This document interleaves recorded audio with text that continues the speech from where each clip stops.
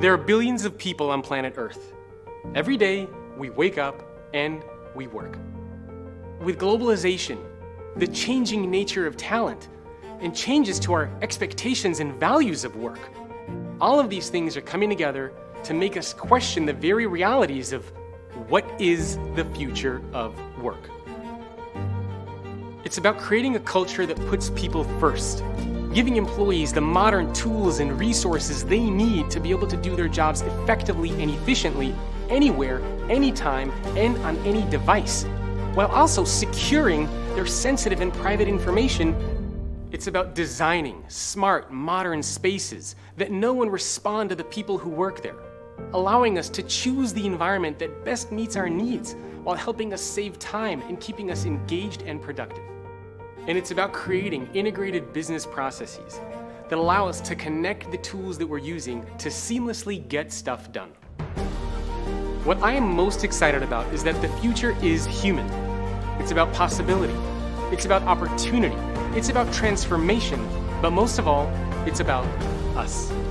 The future isn't something that happens to you. It's something that you help shape, create, design, and build. So what's the future of work? You tell me. What is the future you want to see happen, and what are you going to do to make it a reality?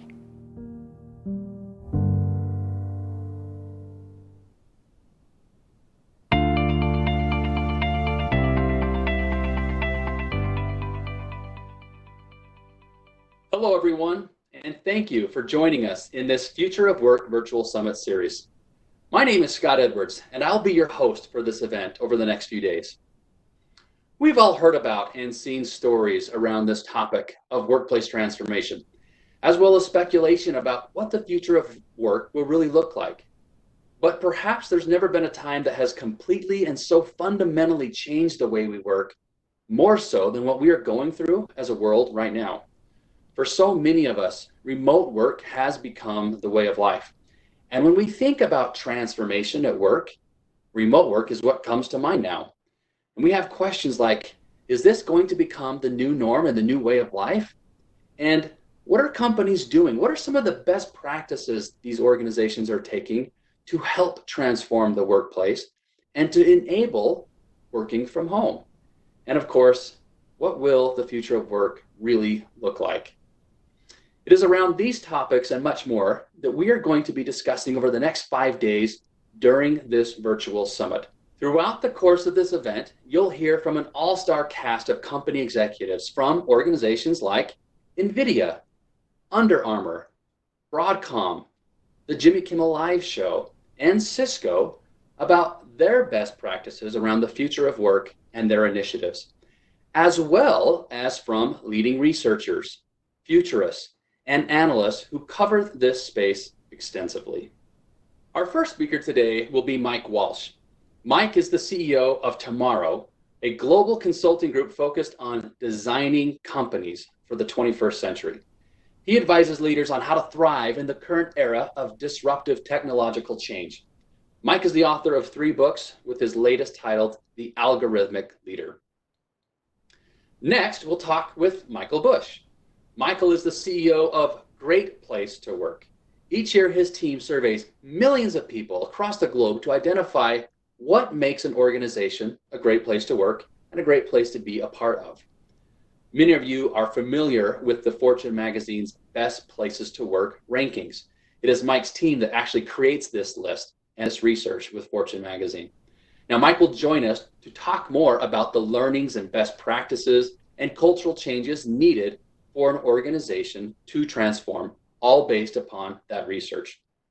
And finally, we'll close the day with 3 leaders from the Cisco Webex team, Larissa Horton, Omar Tawakal, and Sandeep Mehra, all general managers within the Cisco Webex team. And they will talk to us about some of the latest trends that they are seeing in remote work, teamwork connection, as well as customer experiences, and how all of this is critical to our business continuity efforts.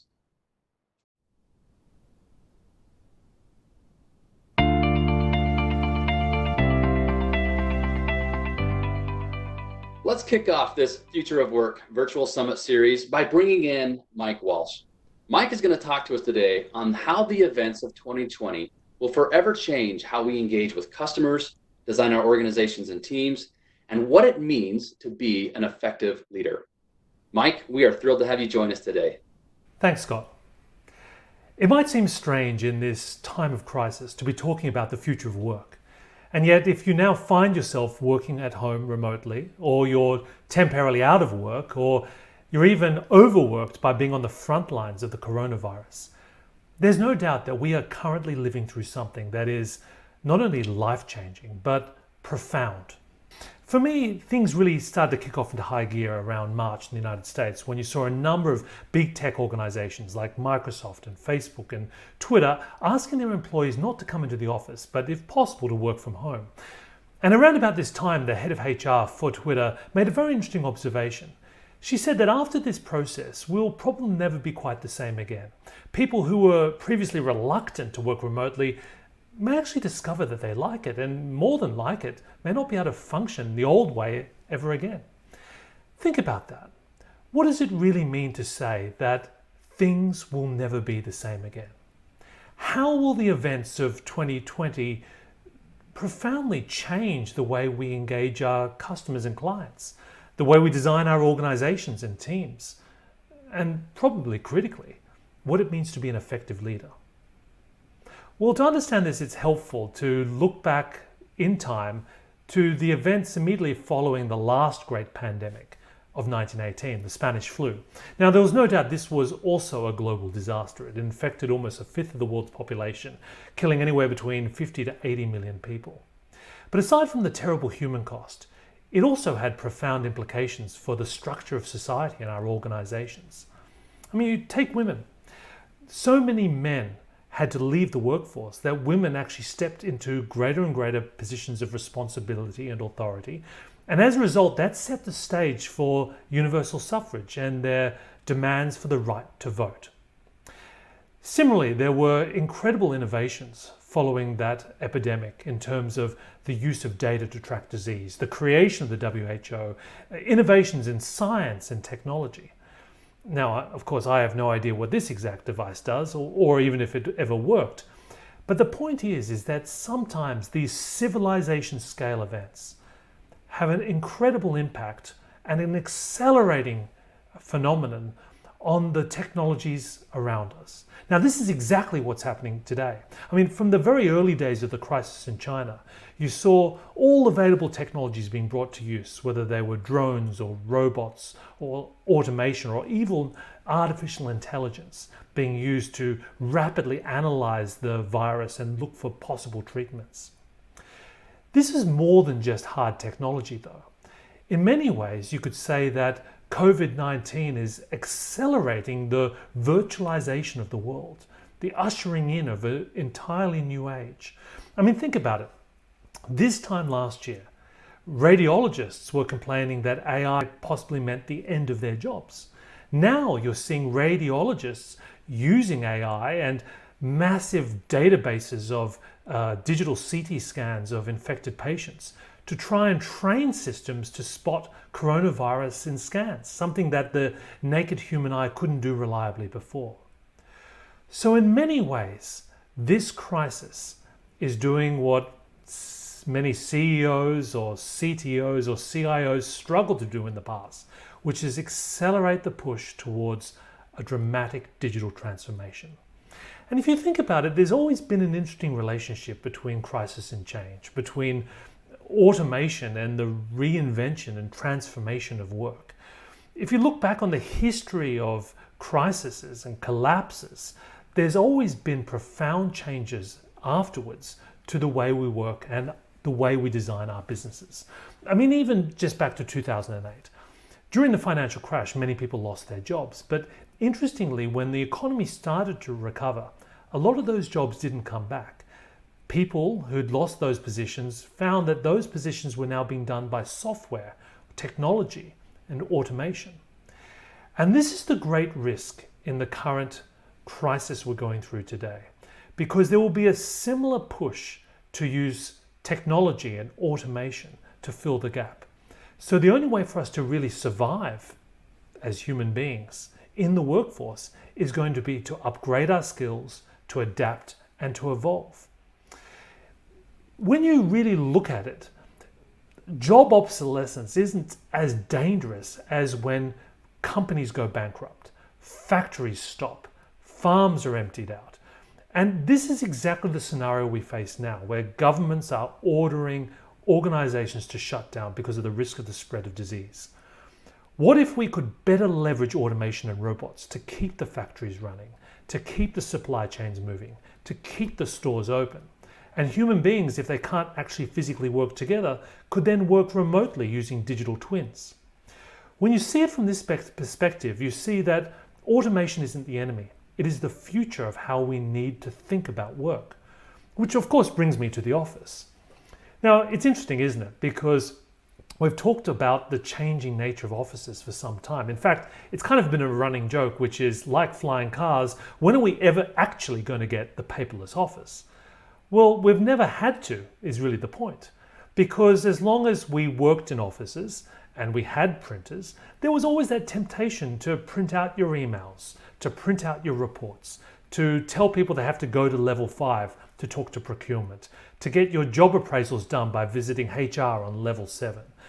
In other words, we never really had an incentive to transform until now, when we had no other choice. So by forcing people into working now in a distributed way, we're going to see an acceleration of trends which could have happened 10 years ago but never needed to. But here's something that's worth keeping in mind.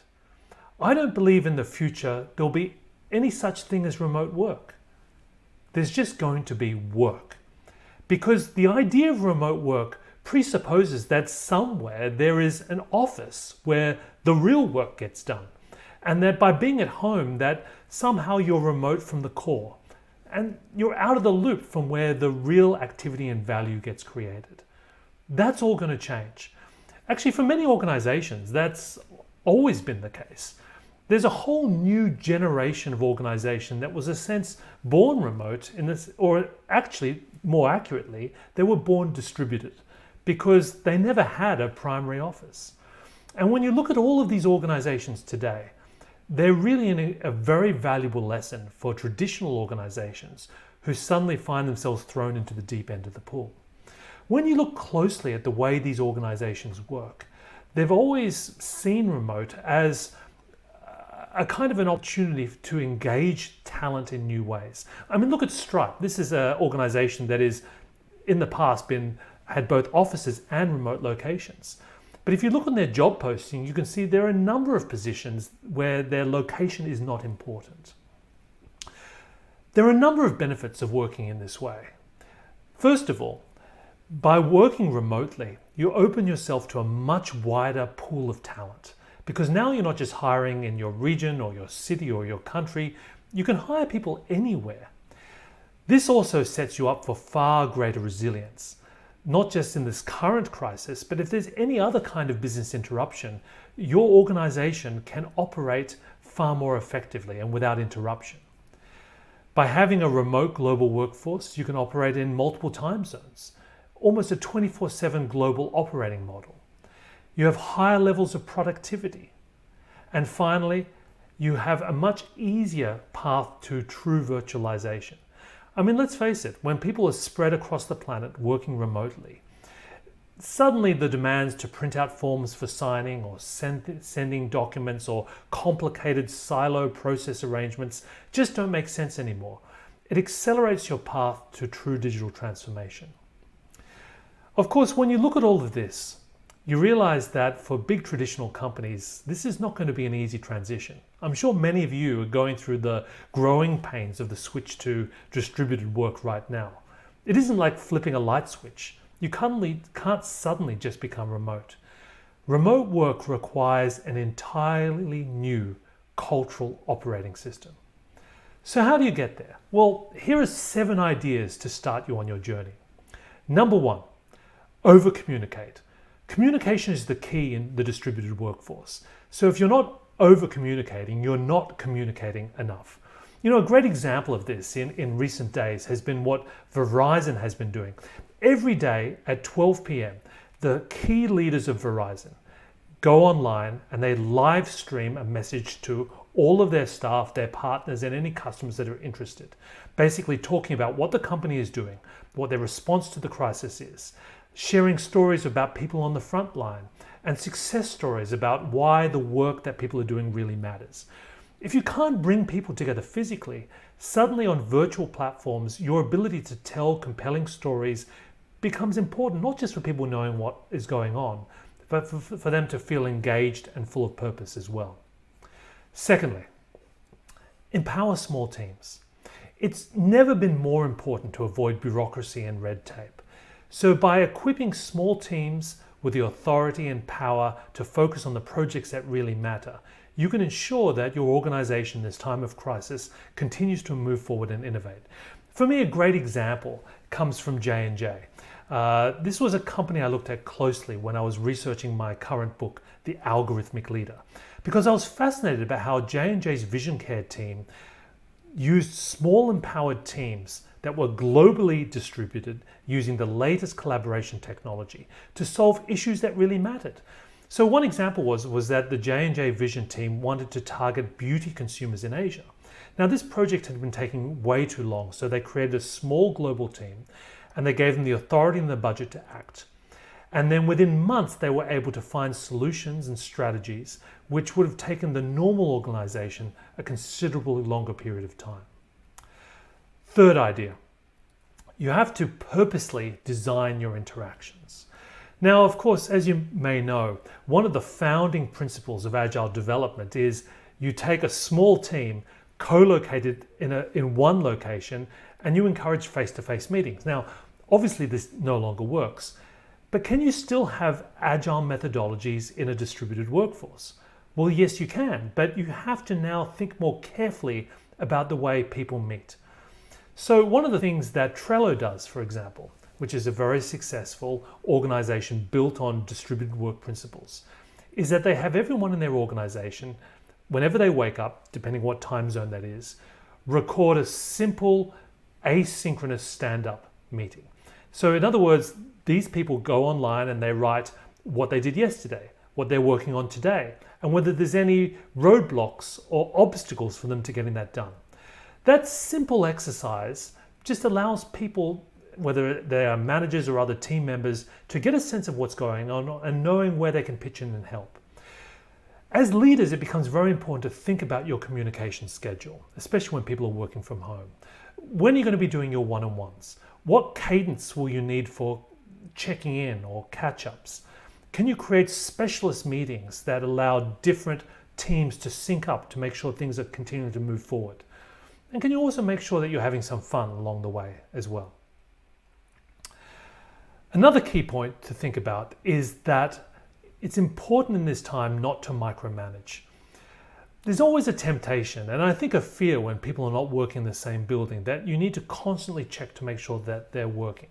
I mean, one of the disastrous features that people are complaining about on some video conferencing platforms, which I won't name, is that they actually check whether or not people are paying attention. And there are other companies that claim to check keystrokes, to check the number of logins, to check whether you're using your VPN. All of these techniques are doomed to fail, because this, if anything, is an opportunity that we finally measure and track people based on outputs rather than on processes.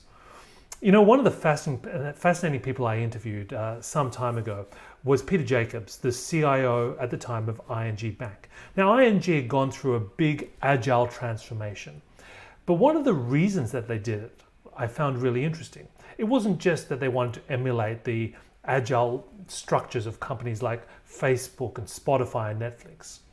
When I asked Peter, he said, we did it because of purpose and engagement. He said there's a new generation of talent which is joining our organization who don't want to be micromanaged. So he said, rather than telling them that we need to build a bridge and how to build a bridge, he said, instead we need to tell those people, we need to cross the river. What's your strategy for doing that? So by trusting people to find the right solutions, to giving them the authority to pursue things in their own way, we have the opportunity to finally measure people on what they do, rather than simply whether they turn up on time or they're the last to leave the office. Opportunity number 5. We have to find new team rituals. there are many people in this process that are lonely. They feel isolated. I mean, sure, if you're an introvert, this shift to remote work is like a godsend. But for those of you that are used to social interaction, it's really important as leaders that we find ways to bring people together. You know, in 2016, Ctrip, which was a Chinese travel agency, started to experiment with remote work in their call center. Now, it was so successful, there was such a big jump in productivity, they decided to actually roll it out to the whole organization. Now, that's when things started to go sideways. People started to get unhappy, things started getting messy. And overwhelmingly, when they surveyed their staff, the number one issue that people stated that was the reason for their problems was loneliness. Now, fortunately, building culture online requires new strategies, but it's not impossible. And one of the heartwarming examples I came across this week was Lego.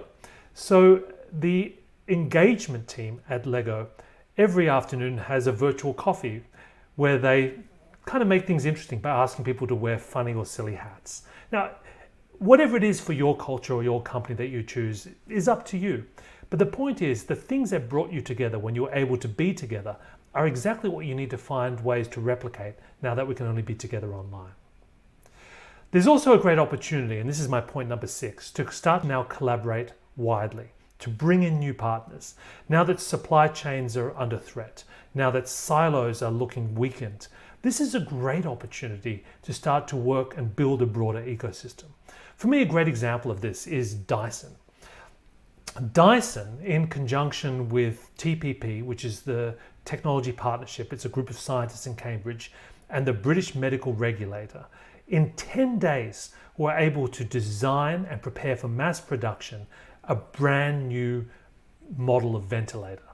I mean, the ability to do this so rapidly was only possible, not just because we're in a time of crisis, but because they were able to work broadly with various stakeholders and sources of talent. So use the momentum from this change to transform your culture of working with other organizations and leverage technology to work broader than you normally would. The final piece of advice I would give is that now is the time to democratize data. We have to build a true data-driven culture, because by only building a unified source of truth, we equip people to basically focus on what's really important with the skills and knowledge they need. A great example for me for this is Uber.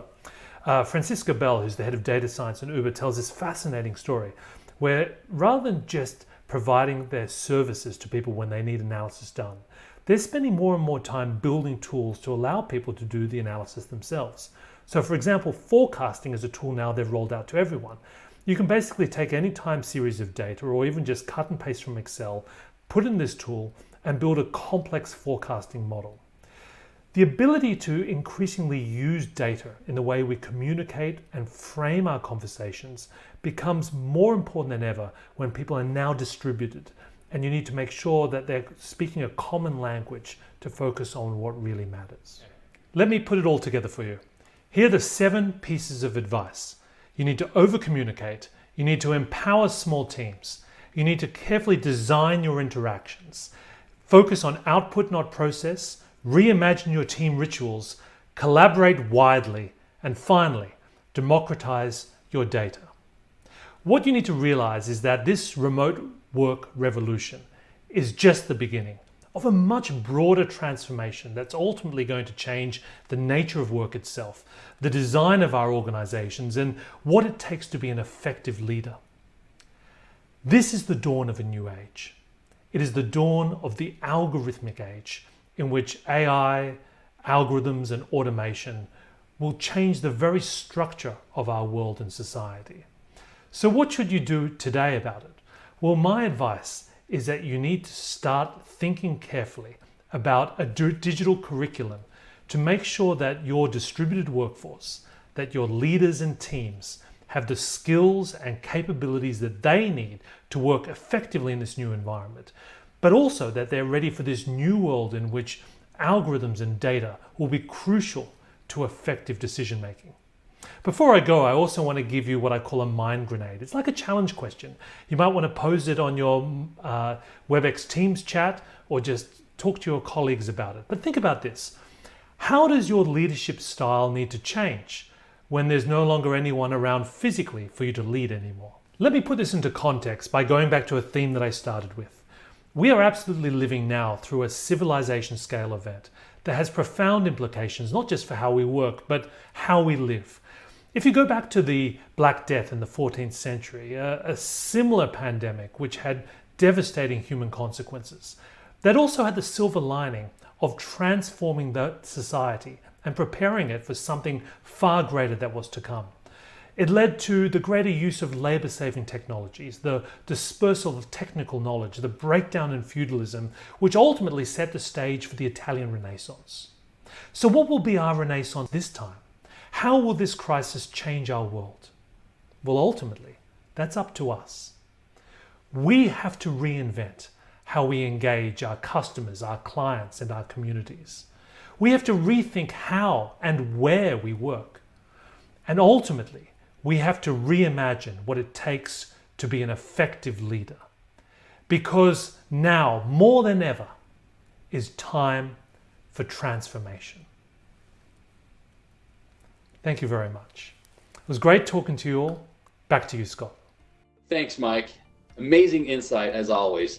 Who knows what's going to come from this current crisis, but undoubtedly, we know it's going to change the way we work and how we interact as teams. So Mike, thank you so much for sharing this information.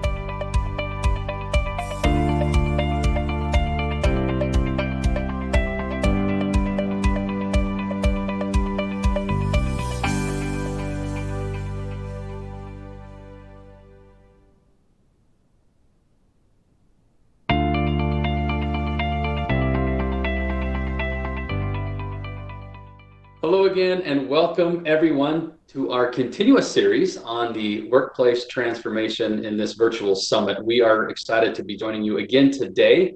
And with me today is Michael Bush. Michael is the CEO of research and analytics company, Great Place to Work. Michael, it is absolutely fabulous to have you here. Tell us a little bit about who you are and the wonderful company and the research that you guys do. Thank you, Scott. I'm honored to be here today. Thank you very much. At Great Place to Work, we work in 98 countries around the world. We survey 10 million employees every year and over 10,000 companies every year. So we know a lot about working people. We know a lot about companies and leaders. We know a lot about great companies such as yours, and we know a lot more about not so great companies. So what we do is try and quantify the organization's culture and give leaders information to create a better experience for their employees so they get the business benefit from doing that.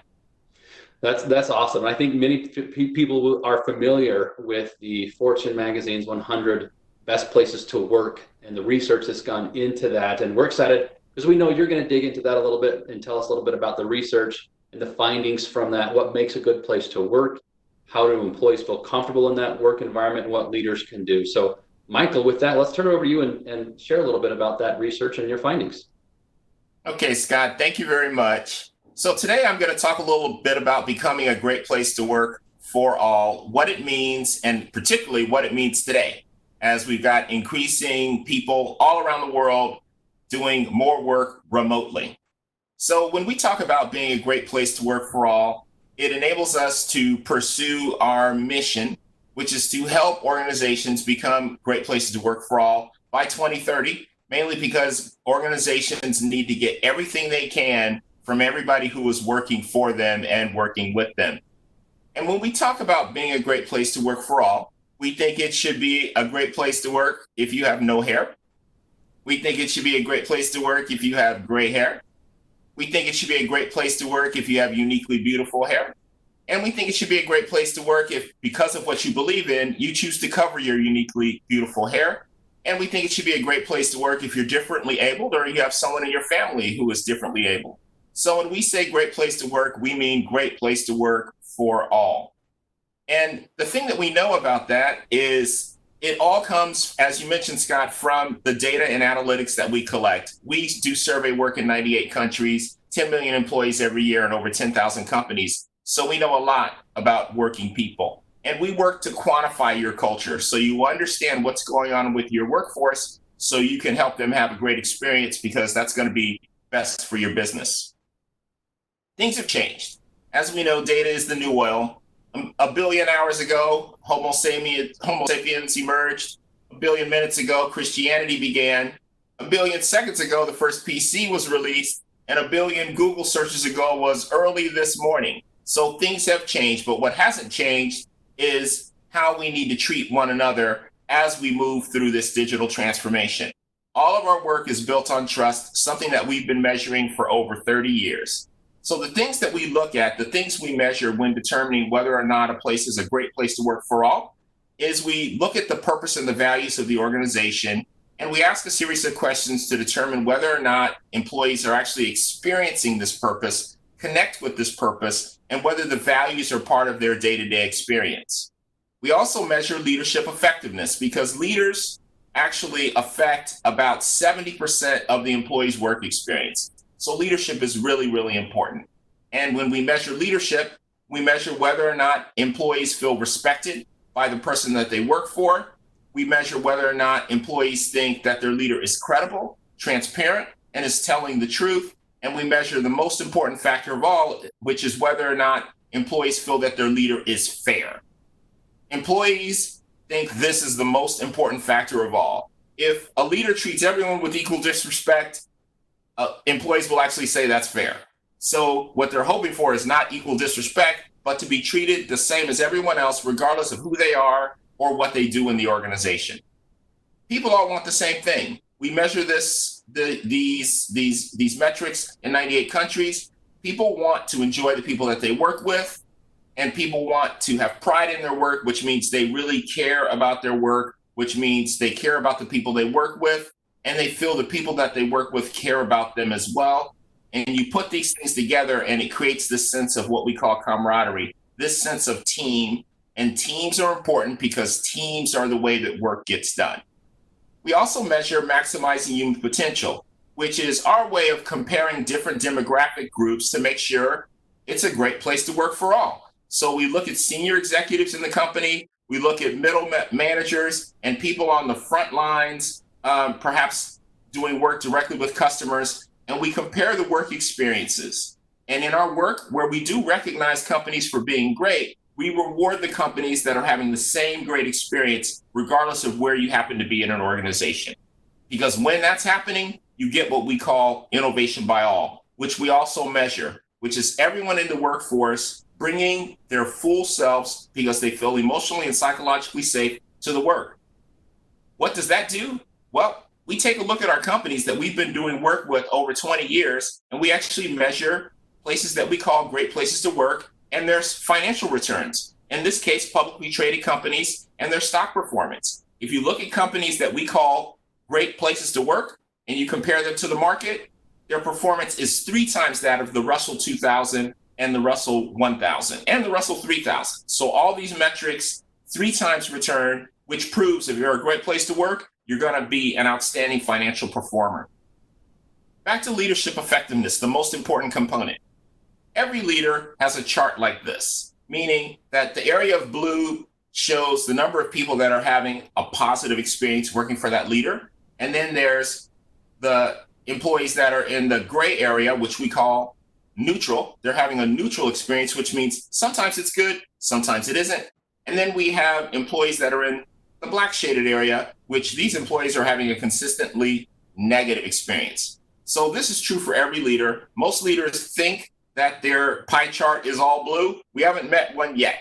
So all leaders are working to develop to try and get as much blue as possible in their charts. And this actually shows leadership. And we know this because we survey about 3 million leaders every year. And we analyze the analytics and have found that on the far left, you have leaders that actually create friction, which is they're developing. They're not really creating a consistently great experience for over half the people. Then we have leaders right in the middle, that 62% of them are providing an outstanding experience, and they're developing and working on the rest. And then we have leaders on the far right, which are providing an accelerated experience, which people are having a great experience. So you can feel the difference if you're working for somebody that's on the right, and you can imagine the difference if you're working for leaders who are on the left. And the idea here is every leader moving to the right is the overall idea. Because if not, and employees are not having a great experience, then they're filled with fear. And fear separates people into groups that actually have similar hopes and fears. So you'll have the IT group coming together to talk about the accounting group. And you'll have the accounting group, people in it coming together talking about manufacturing or production. You end up getting these silos, which are actually the attractive part of the silo is having similar hopes or similar fears. That's bad for the company. It stops inclusion when you need it most. It stops innovation, which every company needs really badly right now. And it makes people think small. They are really just trying to protect their budget or their small part of the company rather than thinking about how to make the pie bigger. So every leader's job is to be thinking about this, getting information which comes from surveying employees, and finding a way to prove that the way that they lead.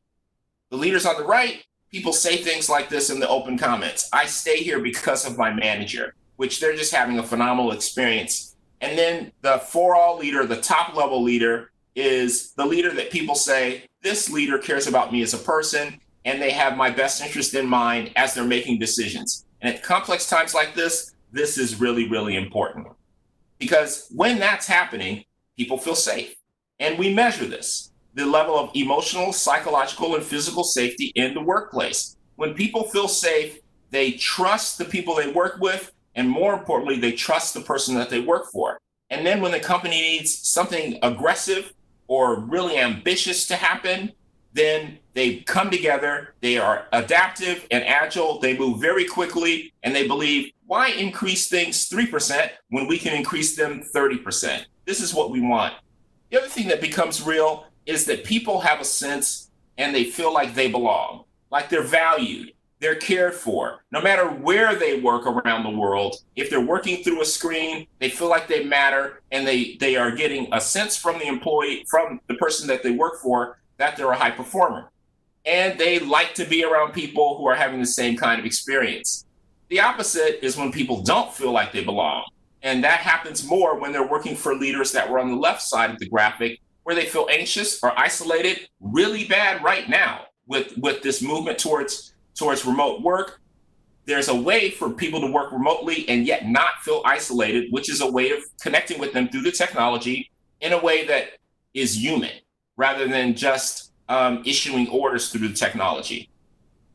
Because when this happens, people actually, when they don't feel like they belong, they stop taking care of themselves. And you can actually see it. These are the remote workers who sit down at 6 a.m. and don't leave their chair until 9 p.m.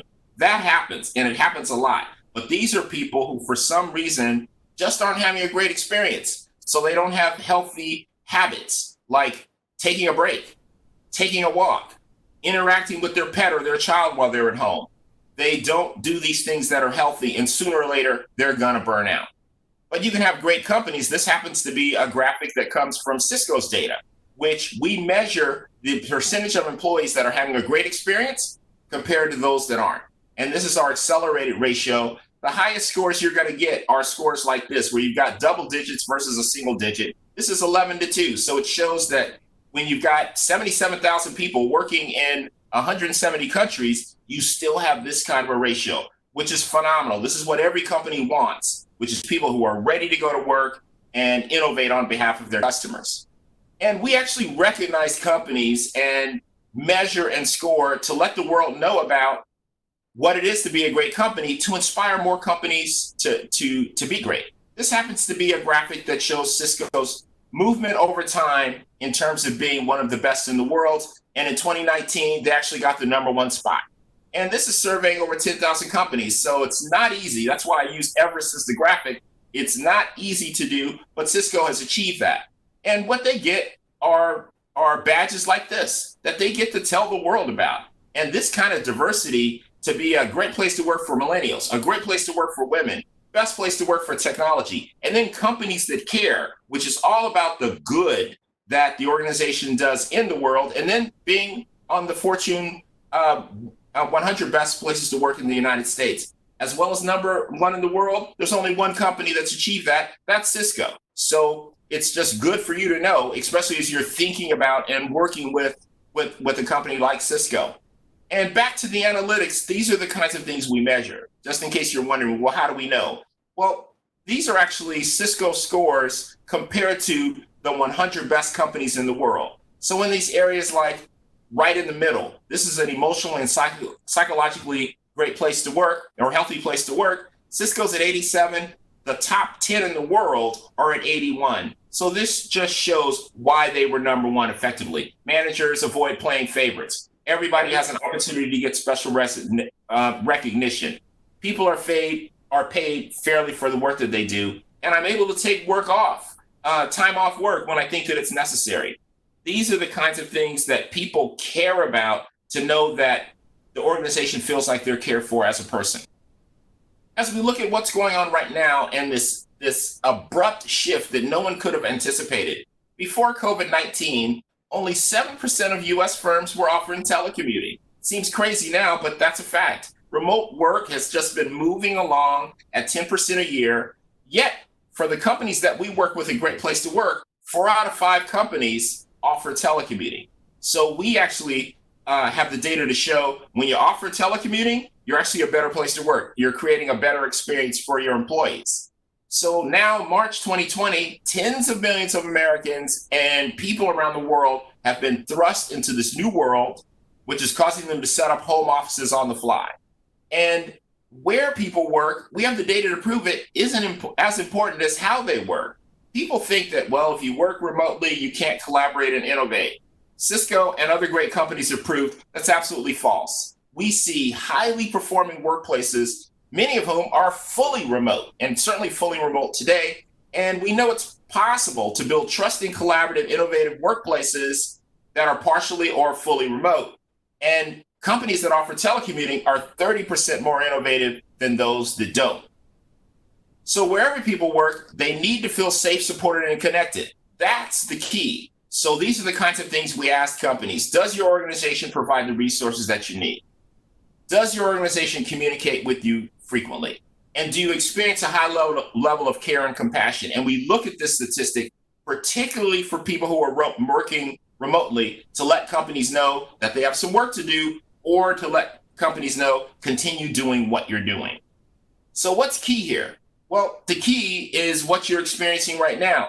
Using video technology that fuels online communication with screen sharing, meeting recording, and other productivity apps like chats, etc. This is what's needed. If you don't have one of those parts, it really makes it so the technology can't be reliable. So some other best practices: stay on video. So it's important to set up a norm that, look, if you have a bad hair day, we want to see it. And we're not going to judge you for it. Seeing people really, really matters, because 55% of communication and the way we communicate with one another is nonverbal. So video really matters. The other thing is getting your virtual water cooler set up. There are companies, especially now, who are having these times of day all around the clock, 24 hours, where people can know they can log in, get onto the technology, and meet other people for a casual, unstructured conversation. Also have to assume good intent. Just because you don't know where your workers are physically doesn't mean you can't trust them. And you don't want to have a 6 a.m. call to see how people are doing, where you're really managing productivity and you want to make sure people are working at 6 a.m. These are the things that employees don't want, and they particularly don't appreciate right now, when they need to know that you care about them as a person more than at any other time in their working careers. So set some standards, some ground rules, like no apologizing for kids, pets, or partners. When people are on video and a kid comes in or a pet comes in, you don't have to apologize. This is the way that we're working, and I believe it's the way we're going to be working as we go forward. Also, just because you're working through the technology doesn't mean you can't open and close a meeting by asking people how you're doing. Can you share an interesting anecdote about what's going on in your family right now? It's not a time to be a therapist. You don't have to respond or solve anyone's problem. Just make sure you start every meeting with humanity first, and if you can, close it that way as well. And embracing individuality, people having, I have Yoda nearby. So people should be able to do that and encourage that and have a good time with that. And also be disciplined in unplugging. Anybody that's going to sit in front of their screen all day long, every day, they're just not going to do that well. So you want to encourage people to take a little break in the morning, take a little break in the afternoon, just like people would normally do in a structured workplace. So what we're talking about, especially in this remote movement, is raising the leadership bar, making sure leaders are creating a high trust experience for their people. And we have to get rid of this statement that we hear all too often. They're a great leader, but they're not very good with people. When you see it in writing, it reads really crazy, but people say it all the time. So we have to have a way of treating people in a human way. It doesn't matter if you're an introvert or an extrovert, you can care about people and make sure people know through communication, and video helps, that you care about them. Because the 4all leader, that leader on the far right, is working to continuously improve. The 4all leader knows that there are things that they need to be doing to create a stronger connection with the people who work for them. Because the job of the 4all leader is to maximize the human potential of everyone. The way to be number one in the world is to have leaders who are 4all leaders that are maximizing the potential of everyone. Leaders who feel that every person is just like this. Right when you think they're done, they're not done. They continue to grow, and they look for opportunities to get promoted. They want feedback. They want to be developed. They want to be treated fairly and equally. That's what everyone wants, and 4all leaders make sure that that's actually happening. Why? Because the organization's purpose is worth changing for. That's why leaders change. Compensation doesn't do it. Stock options doesn't do it. Not in a way that's sustainable. It's because leaders are driven by a sense of purpose of what the organization can do and what it can do in society, and the employees feel the same powerful mission. It's not easy. It's not for everybody. A lot of people think about climbing Everest, but very few people actually do it. But when you do, and you do it together, it's better for business. We've proven that. It's better for people, and it's better for the world. All right, Michael, thank you. I love that presentation, and it was great to see that story come together. Thank you for walking us through that. You guys have done a lot of research around the best places to work, right? And I love some of the interesting things that you show, how people, no matter who they are, how old or young they might be, their backgrounds and whatnot, they all want to be trusted. They want to be relied upon to work and to get work done, and they want to have good leaders that help them to accelerate and so forth. So I'm very curious to know a little bit about what would you say has been some of the most interesting findings as you've gone through this research and understanding people and their work, right? You talked about trust, you talked about flexibility. What was the most surprising finding that you discovered in the research? I think one of the things right now, as the world is moving to more and more remote work, we just accelerated that movement, is that companies who have been, like Cisco and other great companies that have been focusing on trust and creating a sense of trust in the workplace for as many people as possible, the transition and the move to remote has been seamless. It has been seamless. But for companies where there's a low level of trust, and unfortunately we know thousands of them, this has been a nightmare. It's been a nightmare because they don't have trust as a foundation, and now is a terrible time to try and create it. So things aren't going well for them. There's a gap that's occurring now for companies that have built a strong culture built based on trust and those that haven't. The move to remote is actually working against them. So I just had never thought about that as a reason of talking to companies about why they want to have a high trust workplace in terms of the future of work. A lot of us thought about remote. We didn't know it would happen just like that. I think the other thing that is often surprising is leaders who will contact us and say, like the CEO, Michael, I'd like to talk about what it takes for us to be a recognized great place to work. And I'll go and see the leader, and they say, what do I have to do? I go, well, you have to survey your employees. And they say, isn't there any other way I can do it? And I go, there's no other way to do it. And usually the meeting ends and I get to take an early flight home in the days when we used to travel. But that's also a surprise to me, that companies want to be known as a great place to work, but when you say you have to survey your employees, they don't want to do it.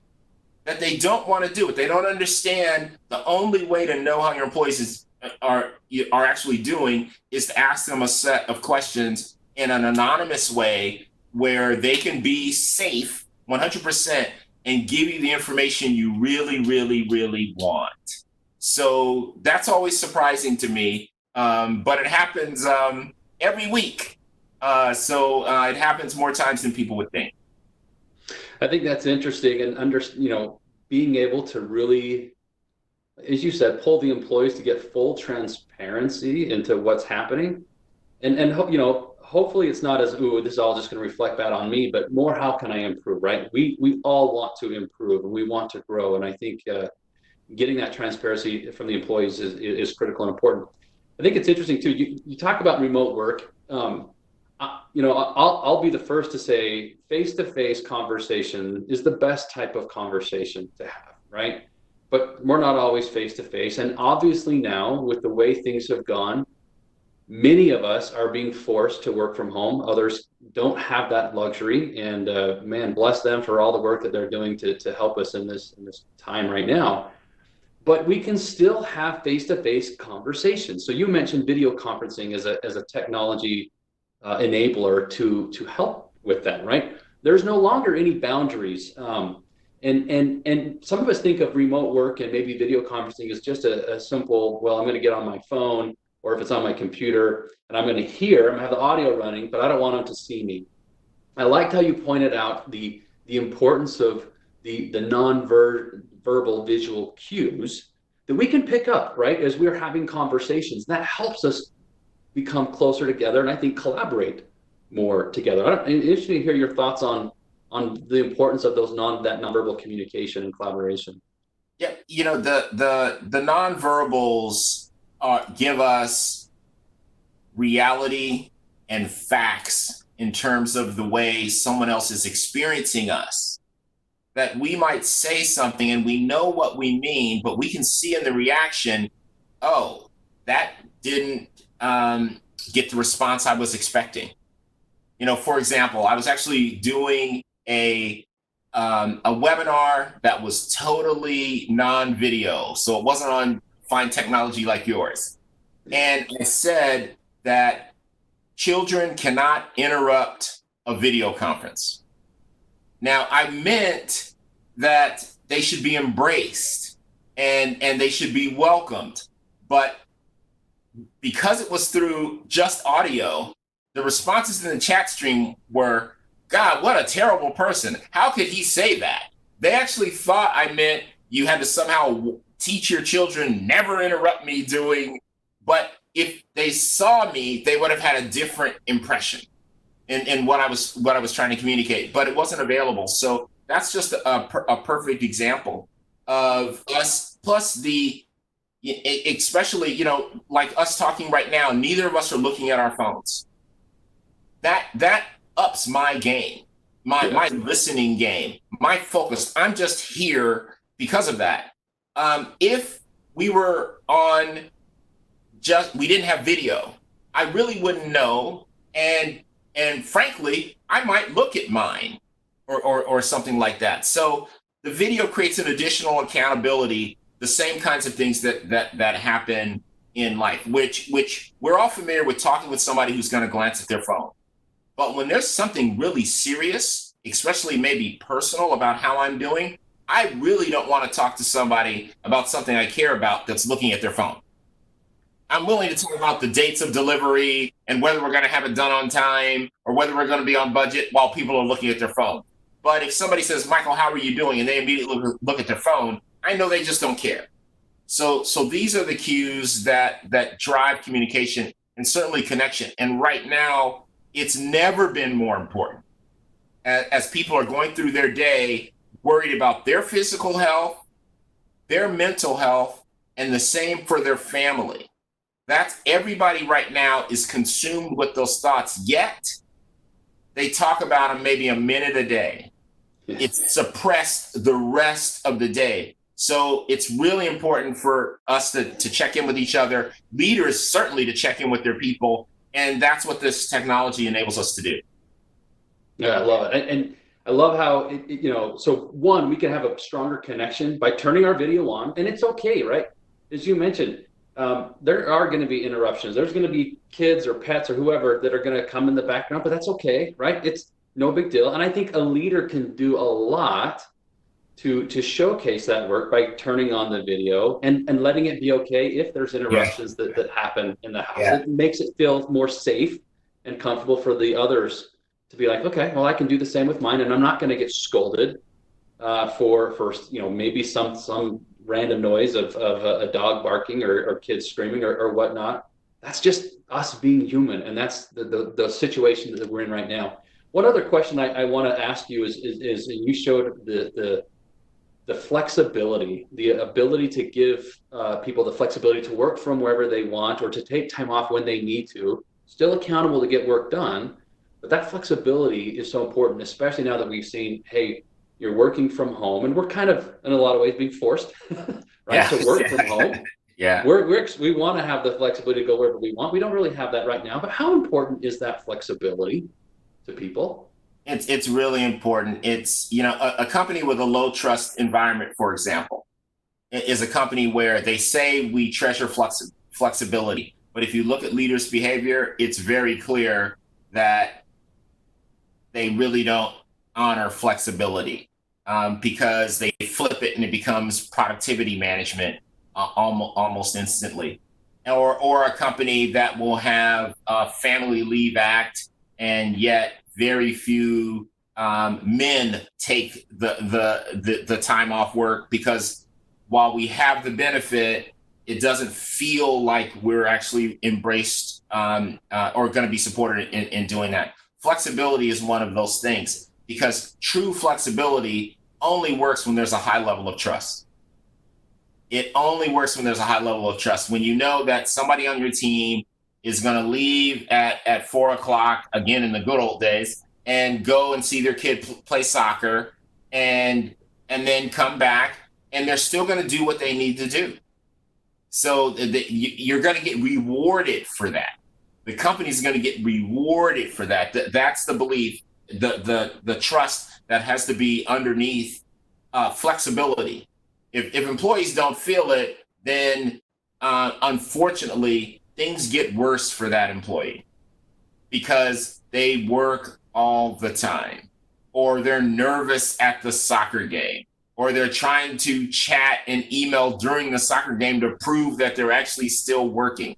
All this additional stress affects them and the relationship with their child and their family and so on. So it goes bad really, really quickly. And you're at a place that has a very strong culture, but unfortunately, 8 out of 10 places are not. So that's why conditions for working people need to be improved. That's the work that we do and why we do it. It's a great opportunity, but trust is what flexibility, benefits, and programs, they have to be built upon a foundation of trust.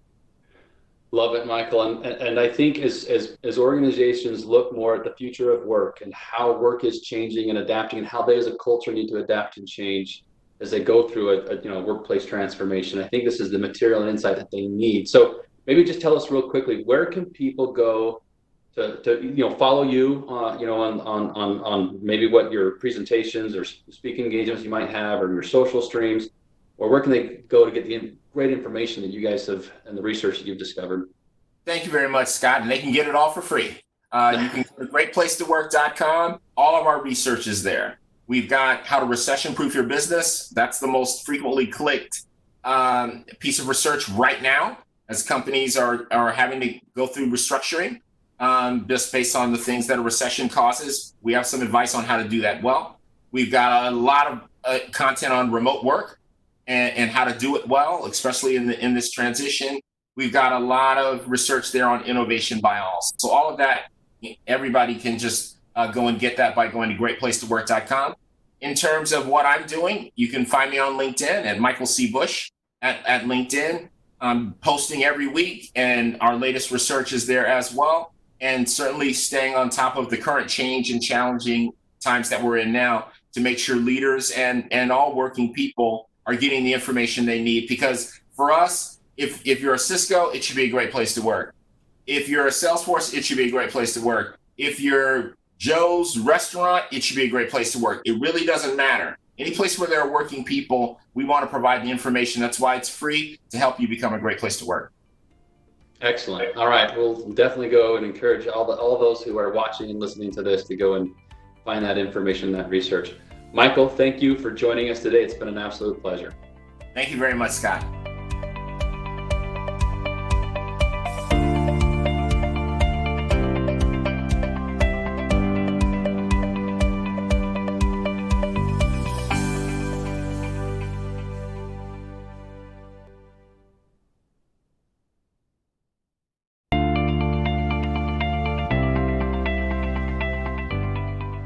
As we continue this Future of Work virtual summit, I'm now excited to bring in Larissa, Omar, and Sandeep.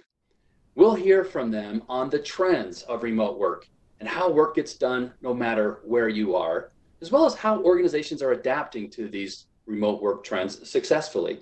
So with that, Larissa, Omar, and Sandeep, we're excited to hear from you. And Larissa, I'll let you take it away.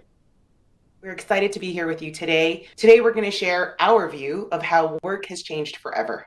It's not that long ago that we were all gathered together in our offices, commuting every single day. And now, due to coronavirus, unfortunately, we've all had to change our work behavior and actually work from the comfort of our homes. This change has been something that we have been talking about and preparing for, but for a different reason. Just around giving flexibility to employees to be able to work from anywhere. Little did we know it actually was the key to preparing us to be able to move forward with all of the work that we had planned prior to this and provide business continuity to all of our customers.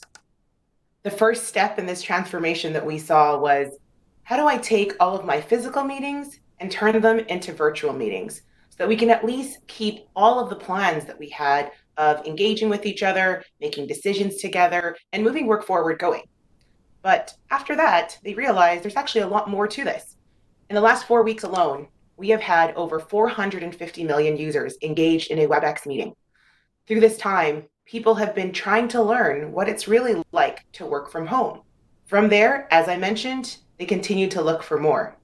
The next phase requires more because guess what? At the office, there was so much more we did than just having meetings. We were engaging with each other. We were catching each other in the hallway. We were, checking in with each other to make sure everyone was okay. There's a lot that goes into developing what we call your work family. And that's some of the stuff that we've been trying to pay attention to over the last couple of weeks to see how can we relate to our customers and help them with this change as they continue with their business continuity. So the first one that we talk about is really that quick drop by at a coworker's desk. I have a question that is top of mind, and typically I may not have had scheduled time with this person. I would just go to their desk, check in quickly. Hey, are you busy? Can we talk about something very quickly? And if they're available, right there and then we get to an answer, or we do some ideating. I get to storyboard. I get to soundboard with someone that I trust, someone on my team. So how do we do this in our new reality of everyone working from home? Well, today we recognize things like presence. With the availability of presence, I can see if someone is in a do not disturb mode, if they may already be presenting to someone else, if they're busy on a phone call, in a meeting, or maybe just letting me know that they're out for a bit. That first presence indicator is what lets me know if I can go and actually bother them. From there, if they are available, I quickly send a message saying, hey, is now a good time? Let's get together. Just like I would have if I stopped by someone's desk. And right there and then, if they're available, I'm able to engage in that same face-to-face interaction that I would have been able to had we been in the office. Next, we look at all of the team ideation that we used to do in these conference rooms. We had a problem and we brought together a bunch of people to come and solve this problem. Sometimes that involved stickies. A lot of times it involved a whiteboard, drawing all of the ideas for this problem that we want to solve. Or maybe sometimes it's just listing all the problems we need to solve. So how do we do this now in our new reality where every person is working from their home? Well, we have a solution for that too. Each person can actually engage in a real-time whiteboarding session from the comfort of their home. It could be from one of our amazing devices like this Desk Pro, or it could be from your phone, from your iPad, any kind of touch capacitive device. It really allows for that same experience where everyone sees your ideas as you're writing them at the same time and can equivalently pick up a pen and join the fun and add to that. And so we really look at how you can turn all of this team collaboration from that physical office into a virtual session and get the same value and same great ideas from your team. Next, one thing that we think is critically important is really bringing the morale of the team together and continuing to build that team camaraderie. And how best to do that than celebrating with each other, whether it's due to a birthday, a big win, whatever it may be. It is important that even though we are all in our own homes, that we take the time to celebrate, congratulate each other, recognize all of the good that is also continuing to happen even in this difficult time. So this was just one example. We had, a fellow coworker whose birthday it was, and had we been in the office, we probably would have, bought a cake, maybe sang him happy birthday, and instead we went over into our messaging experience and all sent our favorite Giphy, candles included, birthday song included. So again, this is our parallel of how do we continue to bring that camaraderie, that fun into the workforce, even though everyone is working from their homes. These are just a couple of examples, but really what it shows is work is happening from anywhere that you really want to work. We first started by looking at the traditional office, but from there we realized everything you can do from the office, ideally you're able to also do on your way to the office during your commute. For many customers, they actually have a long commute, and everything we built there has turned out to be the same set of tools and capabilities that you need to be able to do your work from home. So it really has helped us take this concept of work happening anywhere, including your home, and being just as productive, not just as an individual, but definitely as a team. It's really led us to thinking about how work is what you do and not really where you go. Where you go is important. I think it creates this culture, but even during this time, we're able to see work is continuing forward. Everyone is continuing to serve their customers, to move their business forward, to create new products, bring new ideas to market. And so we're really excited to be able to provide the tools that customers need to do that. It's not just us that thinks about this. We work very closely with many, many customers who also have this vision. This particular example at National Trust is great. It's important that our people have the same seamless experience wherever they are, if they're working at home or in partner locations. Again, it's not just about COVID and being able to work from home. Sometimes it's about being able to work with your entire ecosystem wherever that may be. Cisco has really taken a radical view of the way we work. And really, as I mentioned, it's about what you're doing and being able to do that wherever you are and not just tying it to a single location. Our tools across the applications and the hardware allow for all of these capabilities. I'm able to do the same customer meetings as I was when I was in the office through our devices at home. I'm able to continue to maybe go out for a walk, take that break from being inside the home and still have my team meeting on my phone. Again, continuing wherever I am. And last but not least, as much as I love and miss seeing the faces of all my coworkers, I'm still able to recreate that same kind of ideation, that same collaboration within my team to generate our amazing ideas through our software and hardware applications. While all of this has been amazing for work, we found out it's also greatly used for schools. So I didn't plan to be a teacher. I studied art and design, but when I finished uni, I wanted to do something that would be a contribution. About a year ago, I jumped on Cisco Webex Teams to see if it would help me be able to communicate better around school improvement goals. Rachel began by inviting her school colleagues to a Cisco Teams group, working together in a whole new way. They needed expert advice and invited Carrie from Wanturna Secondary School in Melbourne to join. Carrie had done the same thing at her school, so gave them all the do's and don'ts. Carrie loved the system so much, she reached out to her favourite theatre group, she's a drama teacher, and brought them into her classroom via WebEx. This is a network not of wires, but of people. One Australian state, Victoria, has chosen to connect over 1,600 schools, 44,000 teaching staff, and more than 500,000 students. For Rachel and her classroom, it began with a simple question. How can we improve our school for our students? What you just saw is our unified app in action. It is the full capabilities of meetings, messaging, calling, and the rest of team collaboration that really wraps all of these experiences. The first and foremost are meetings. Now you get the full breadth of our Webex meetings directly from our unified app. All the team collaboration you love and need with the Webex meetings you've already been using to connect and communicate with all the people around the world for many, many years. Next is our calling capabilities directly from the unified client. In the office, we used to have a phone in our desk, and our ability to really use that work phone to talk to all of our customers, partners, and everyone else in our ecosystem. Well, now at home, you can take that exact experience directly into your home office. You're able to use our unified app as your soft phone client. So that means with your work number, you're able to make all of the phone calls you need, no interruption to any of the work that you need to deliver on. And last but not least, for all the time in between, you're in the middle of a conversation or a meeting, is chat and team collaboration into other applications. We have been working in this chat mode, for quite some time now in our consumer lives. We moved from a home line and making phone calls between homes to texting each other as consumers. And now we've seen this transformation and transition all the way into the workforce, where people are able to actually avoid the meeting and have a quick conversation to solve a problem. So we're happy to provide all of those capabilities together in a single experience, along with being able to tie into all of the other work that you need, whether that is Microsoft for all the documents that you create, or Google, or even Salesforce and Trello and other applications that you're maybe using to track the work and progress of your team. Let's take a look.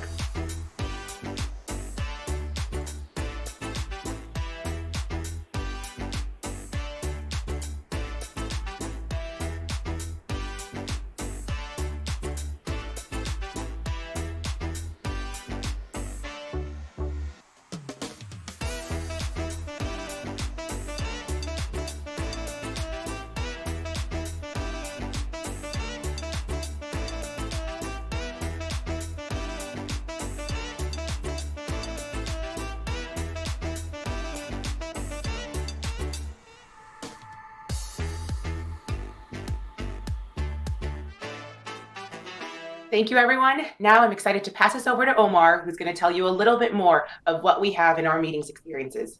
Thanks, Larissa. Really excited to be here. Well, I want to talk about something that's near and dear to my heart. If you look at what's going on with the stay-at-home order and everybody working from home, we spend so much time in meetings, and that's true normally too. So I have to ask the question, why do we meet?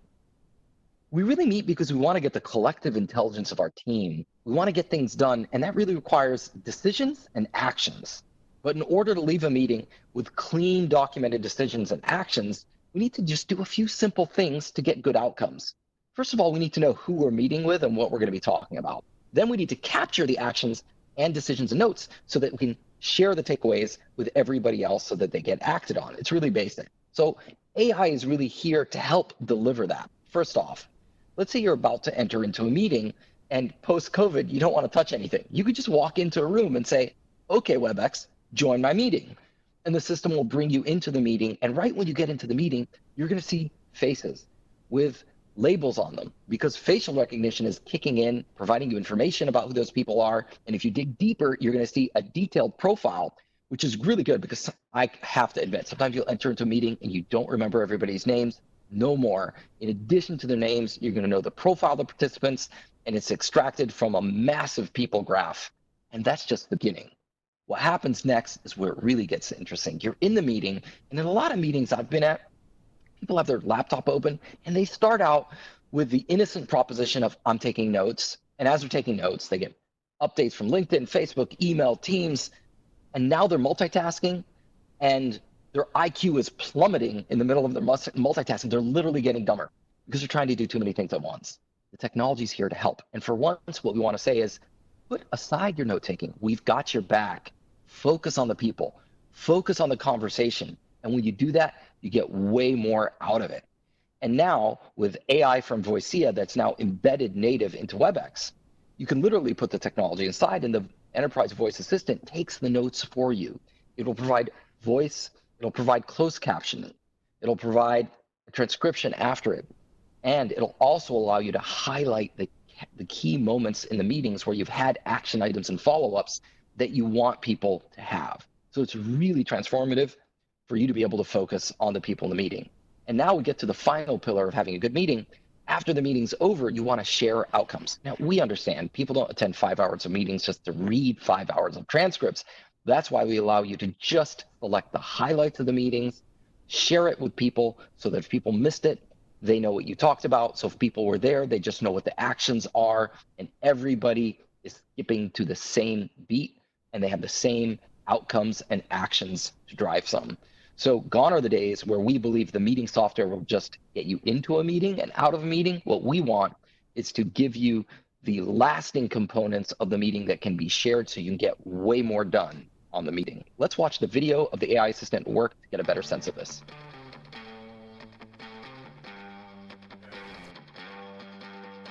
Hey Rachel, how's it going? Good, how are you? Sorry it's a bit loud here.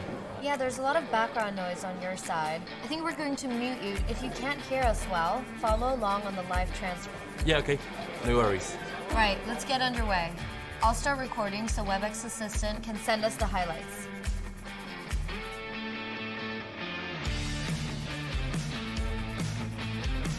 Note that our share value is 47, up 3 points, but now I want to increase that by 15%. Great, Louise. Okay, Webex, highlight that. Okay, Webex, action item to define KPIs. Next steps, new task to track Richard's progress, and the final action item will be to review the marketing deck. Right then, I think that's everything.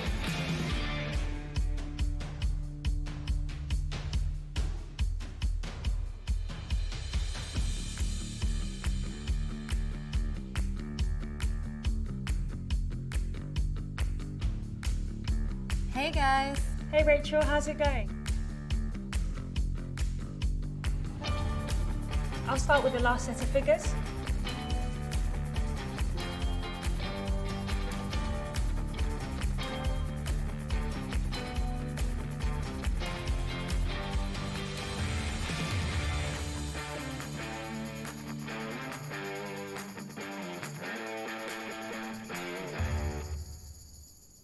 I'd also like to talk to you about our contact center. As you know, I'm the GM of the contact center, and we have embedded AI deeply into the contact center also. And what's really interesting about the contact center, it was going through all this transformation, and then COVID hit. And all of a sudden, all these people had to work from home, and they had very urgent answers about their jobs, answers about health, and we needed to respond. And the world needed to respond, but there was a complication. The people who would answer these questions, the agents, also were working from home, and that was disruptive for them. So all of a sudden, we had to support huge scale. Contact centers all of a sudden saw a spike in the amount of calls and chats they were getting. We needed to support people running to work from home where there were remote agents. We needed to support people being able to have more self-service, call deflection via voice bots.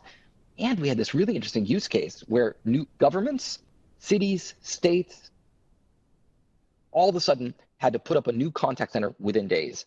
And so we responded. We created a Webex contact center quick deploy solution where we were able to get contact centers up sometimes in 2 days, mostly in less than 5 days. And that was really transformative for how people expect to work with contact centers. And we think that will be the new normal. People just want to be able to quickly deploy and get going with a contact center. And we are able to do that and have done so repeatedly. We've also seen some major contact centers with 10, 20,000 agents all of a sudden have to ship them working from home. That puts a different profile of load on their systems, different type of work is used to have agents with their supervisors in near proximity. That's gone. So we would help people through those transformations. An example of that was the city of Buffalo. They thought that they had a system that would support remote agents. It didn't. They came to us, and all of a sudden we were able to speak to them on a Friday and get them going by a Sunday. They were up and running in 2 days with Cisco, and that's what the power of cloud contact centers bring to the industry. Fast velocity, quick deployment, and responsiveness. And we think, again, there will be a new normal where people will expect this kind of behavior going forward. And they understand that even as we get back into work, we may get back into work that looks a little different than it did before, and they'll need some business continuity planning in case things like this ever happen again.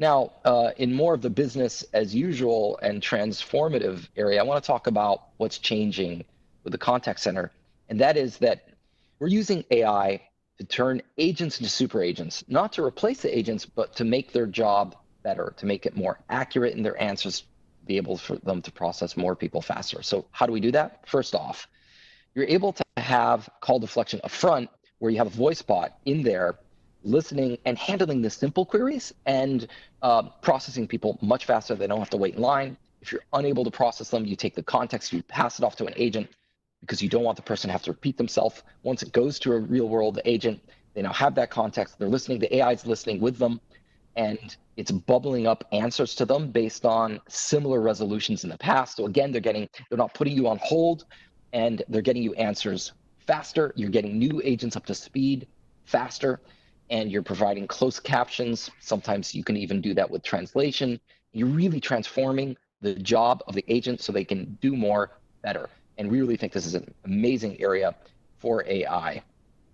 The next area that we're really excited about that's also transformative is experience management. We acquired CloudCherry. CloudCherry is now part of the Webex Contact Center. And the whole concept here is you can really understand the full customer journey, understand the sentiment of customers because you're listening to the sentiment across 17 channels. And in real time, you're bringing that to the contact center, to the agent and their supervisor so they can respond to what's going on and really understand how to modify that customer's journey, but also the journey in general. Because if they came to the contact center, something somewhere may have gone wrong. And if you understand how to improve the journey, you're not just solving this problem, you're improving customer journeys in general. And this is front and center to how people think through contact centers and really how they think through the customer experience in general, because it'll help you use analytics to improve NPS and CSAT. And this will be truly transformative to the world of the contact center. So next, we're going to talk about devices, and I'm going to hand it over to Sandeep for him to talk to you about that. Thank you very much. Wow. That is the power of the platform, Omar, having artificial intelligence that ties our software and hardware experience together. Speaking of hardware, one of the largest areas of demand we are seeing due to increase in remote work is in our devices portfolio. While you can access our entire platform from your laptop or mobile device, our DX80 or Desk Pro makes you miss the office a whole lot less. That experience that you're used to with high fidelity in the corporate office, well, now you have it in your home.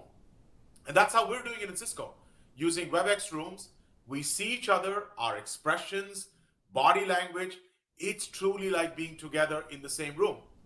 You can even whiteboard with colleagues like you did in the office. We run our entire collaboration business in this fashion. And we're truly proof that remote work works. Actually, right now, I'm broadcasting live from the newest member of the family. And it just won a Red Dot Award for innovation and design. The Webex Desk Pro. Let me show you what your new instant office at home can give you. So working from home, Sandeep, I would have to say is no stress. As you can see, I'm in full control.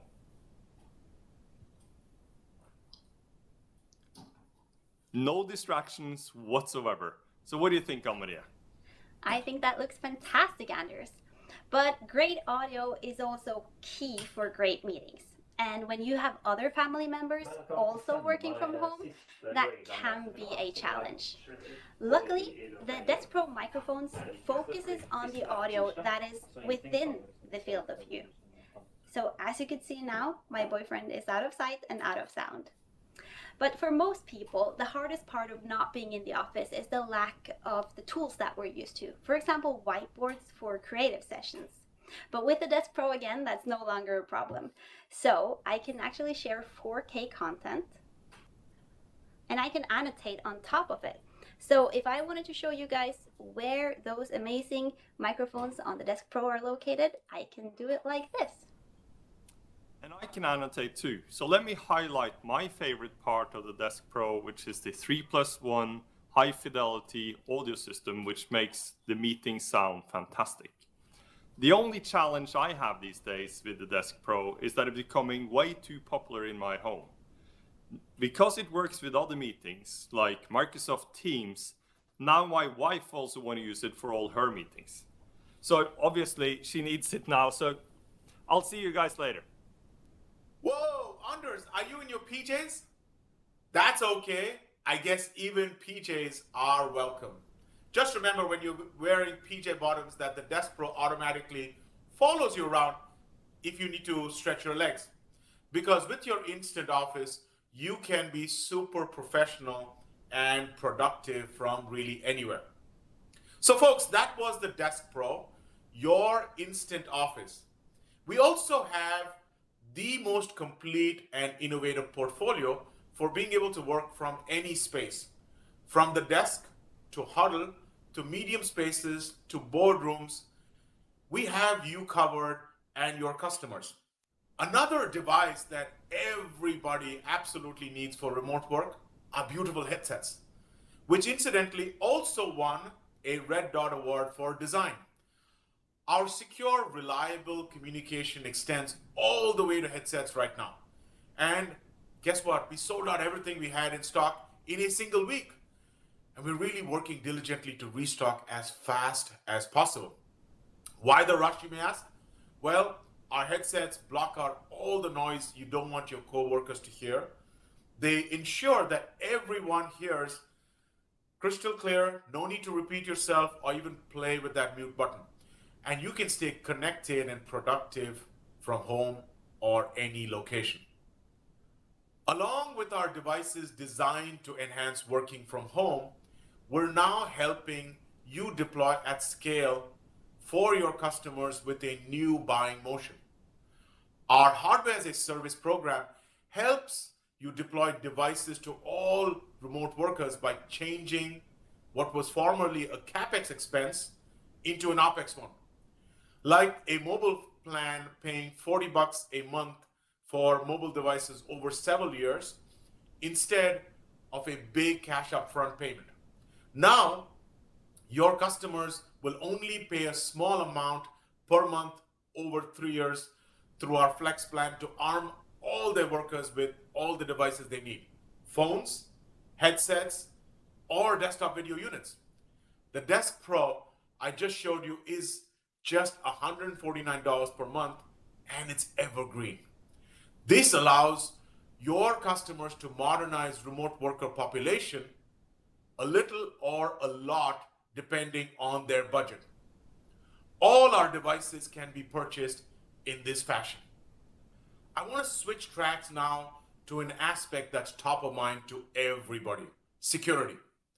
Customers and organizations should never have to bypass or compromise security and privacy norms for the sake of convenience and simplicity, especially in these unprecedented times with so much of sensitive data on collaboration platforms like financial information, patents, corporate plans. All of these need to be kept secure, and us as collaboration and platform providers are totally accountable, not only for providing seamless experiences to end users, but all of this has to be done without compromising their safety and needing to ensure security, privacy, and compliance is fully baked into your virtual working experience from grounds up. That's our promise from Cisco Collaboration. And with VPN infrastructures being stretched due to so many people working from home, you need to be sure your customers' network and the ways people connect are kept secure. Cisco truly has the broadest set of security solutions to ensure your customers are fully protected. Cisco Webex Edge allows mission-critical companies to directly peer to the Webex backbone, taking traffic off the public internet, not only improving the end user experience, but giving your customers that secure comfort.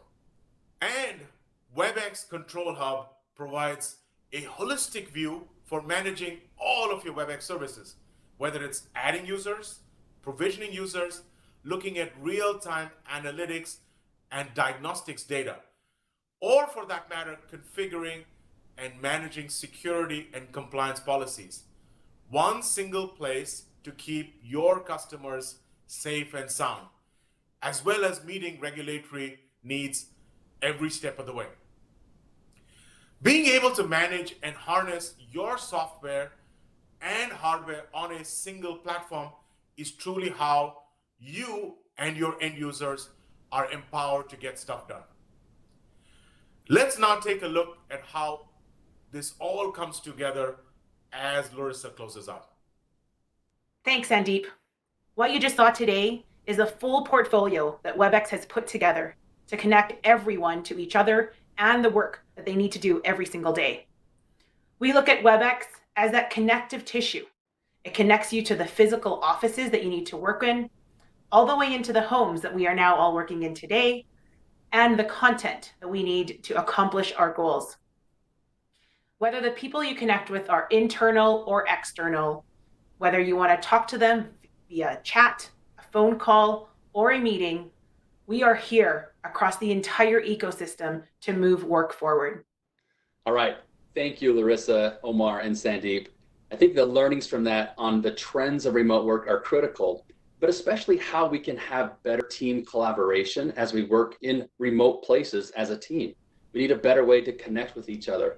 We also need to think about those customer experiences and being able to connect with those customers in a time when we really can't even go into the office. So again, excellent session. Thank you for sharing that information with us.